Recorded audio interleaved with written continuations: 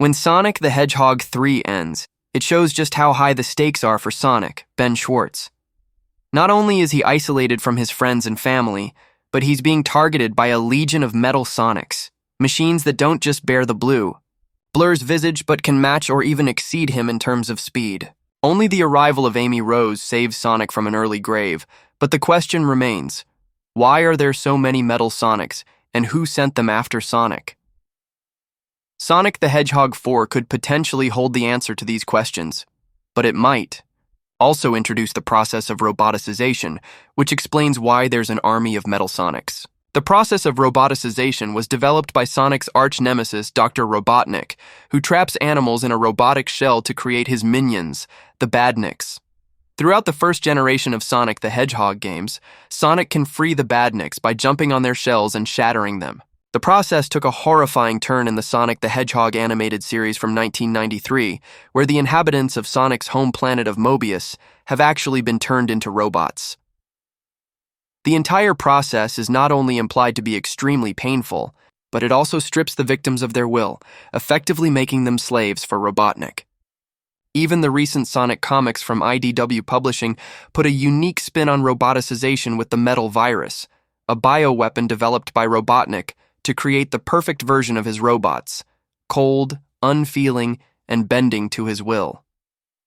Though Dr. Robotnik utilized robots in the Sonic the Hedgehog films, those robots are simple drones, not the badniks that game fans know and love. It's surprising the process of roboticization hasn't been used in the films, since it could add a subtle environmental message to the story. Sonic using his natural abilities to defeat Robotnik's machines is a great way to introduce younger viewers to the idea of environmental preservation without hitting them over the head. Captain Planet, anyone? It could also give Sonic the Hedgehog 4 a new set of stakes. Sonic fighting to save innocent animals would be in line with the games and continue his heroic streak he started to nurture during Sonic the Hedgehog 2. Screenwriters Pat Casey and Josh Miller could even fulfill their goal of taking the Sonic films to outer space. The presence of Metal Sonic implies that Dr. Robotnik will somehow play a role in Sonic the Hedgehog 4, but there's just one problem. Robotnik, played by Jim Carrey, had a heroic and rather fitting death in Sonic the Hedgehog 3. But there's a character who could continue the Robotnik legacy and be responsible for creating Metal Sonic, Robotnik's nephew Snively, who appeared in the Sonic the Hedgehog animated series. Snively served Robotnik faithfully, but the mad scientist verbally and physically abuses him, leaving Snively to plan his revenge.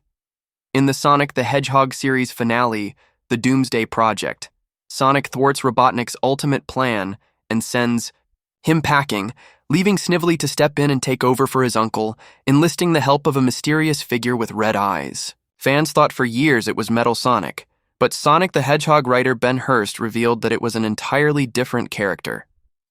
Utilizing the Sonic the Hedgehog animated series for inspiration would also continue the trend of Sonic films seeking out different inspiration for their stories. Sonic the Hedgehog 3 is heavily inspired by the Sonic adventure games, so turning to the cartoons for inspiration could result in some fresh material, including the idea of roboticization. It could also pave the way for Sonic's friends, the Freedom Fighters, to show up, though that may be up in the air due to a lawsuit that former Sonic comics writer Ken Penders filed years ago. Whatever the case, the potential threat of roboticization and the lingering menace of Metal Sonic means that Sonic the Hedgehog 4 really has a chance to be one of the most unique Sonic films.